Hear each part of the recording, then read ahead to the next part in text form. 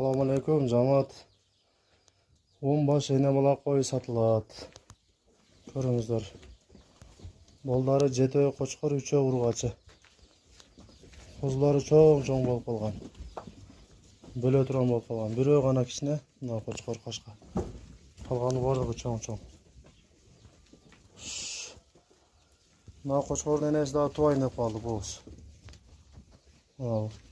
Sarı qo'y. Zekkin o'tib qoladi. Jelin jetib qoldi.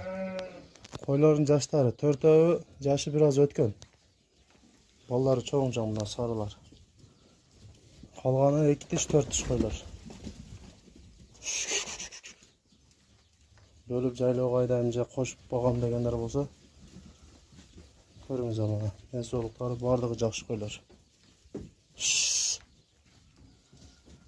10 baş. Akçaları cağını 29 ming so'mdan az-mazdan kamlari var. Qo'zlari enesiday bo'lib qolgan borlig'i. Biri o'yle boya qashqani kichkina. Onun enesidan buna cho'ng qo'y, o'ta cho'ng qo'y. Ha, kuron qo'y. Yaşlarını aytdik. 4'ü biraz yaş o'tgan, tishleri mayda. Qolgani 2 tish 4 tish. 10 baş.